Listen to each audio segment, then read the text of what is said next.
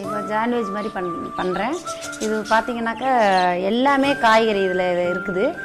என்னென்ன காய்ன்னு பார்த்தீங்கன்னா, இது பச்சையாகவே எதுவுமே வந்து நம்ம வந்து பொரியல் கூட்டு அதெல்லாம் மாதிரி அந்த மாதிரி இப்போ செஞ்சு சாப்பிட்ருக்கோம். நிறையா பசங்களுக்கு நம்ம குடும்பத்தோட சாப்பிடுவோம். இப்போ வந்து பார்த்திங்கன்னா எல்லாமே வந்து பச்சை காய்கறி தான் நான் இது பண்ண போகிறேன். ப்ரெட்டு வந்து வெறும் கல்லில் போட்டு இப்படி எடுத்துக்கணும். தக்காளி ஜாஸ் இதுக்கு இதையும் ஃபஸ்ட்டு தடவுறேன் அப்படின்னாக்கா இது கொஞ்சம் இனிப்பாக இருக்கனால இது கொஞ்சம் கம்மு மாதிரி இந்த காயெல்லாம் வைக்கும்போது கரெக்டாக இருக்கும். இப்போ நீங்கள் பார்த்தீங்கன்னா தக்காளி ஜாஸ் நானே பண்ணியிருக்கேன். இந்த தக்காளி வந்து பார்த்தீங்கன்னா ஒரு 1/2 கிலோ 1 கிலோ வீட்டில் நீங்கள் வாங்கிட்டு தக்காளி ஒன்றுமே இல்லை பொடியாக கட் பண்ணிவிட்டு இல்லைனா அப்படியே நாளாக போட்டு மிக்சியில் போட்டு கொஞ்சம் சீரகம் பெருங்காயத்தூள் இதில் சுகர் இதெல்லாம் போட்டு நல்லா அடிச்சுட்டு சர்க்கரையை எடுத்து தண்ணி ஒரு 1/2 டம்ளர் தண்ணி ஊற்றி சர்க்கரையை காய்ச்சிட்டு திருப்பி இதில் அதிலேருந்து கொதிக்க விட்டு பச்சை வாடை போகிற அளவுக்கு பண்ணிவிட்டு கொஞ்சோண்டு உப்பும் ஆட் பண்ணணும். எப்போதுமே எந்த ஸ்வீட்டுமே நீங்கள் செஞ்சீங்க அப்படின்னாக்கா கொஞ்சோண்டு லைட்டாக சால்ட் போடணும். அப்போ தான் அது வந்து கொஞ்சம் டேஸ்ட்டாக இருக்கும். இது வந்து புதினா கொத்தமல்லி கருவேப்பிலை அதே மாதிரி ஜீரகம் பெருங்காயம் பச்சை மிளகாய் நிறையா போடணும் காரத்துக்கு.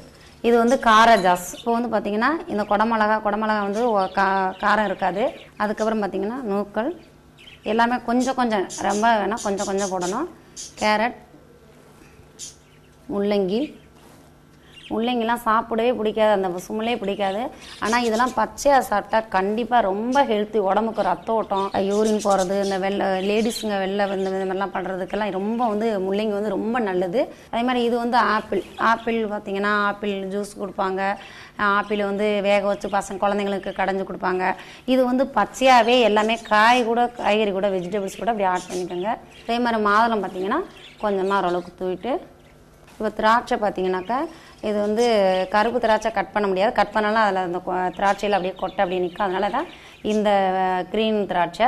இது மாங்காய். இது வந்து இந்த மாங்காய் வந்து லைட்டாக மேலே இது வந்து ஒரு டிஃப்ரென்ஸாக இருக்கும் டேஸ்ட்டாக. பசங்க எல்லோரும் இந்த மாதிரி பண்ணி கொடுத்தாலே டேஸ்ட்டாக இருக்கனால பசங்க விரும்பி சாப்பிட ஆரம்பிச்சிருவாங்க. அதுக்கப்புறம் பார்த்திங்கன்னா கோஸு க்ரீன் ஜாஸ் போடலாம். இது வெங்காயத்தை லாஸ்ட்டாக போட்டுட்டு இந்த தக்காளி மேலே தூவி விட்டுருங்க. இதுக்கு மேலே பார்த்தீங்கன்னா வெங்காயம் அப்படியே ஆட் பண்ணிடணும். இன்னொரு ப்ரெட் எடுத்துகிட்டு தக்காளி ஜாஸ் போட்டு தான் போடணும். தக்காளி ஜாஸ் போட்டவன் தான் அது கரெக்டாக அந்த வெஜிடபிளில் அப்படியே உட்காந்துக்கும்.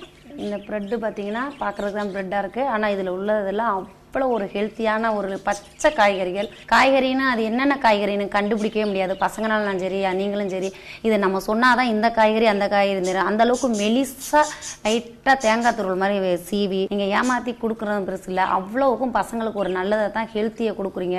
நீங்கள் டாக்டர்கிட்ட எங்கேயுமே போவானா இதில் இந்த அளவுக்கு கண்டிப்பாக பச்சை காய்கறி சாப்பிட்றனால பசங்களுக்கு ரொம்ப ஆரோக்கியமாக ஹெல்த்தியும் உடம்புக்கும் சுறுசுறுப்பாக இருக்கும்.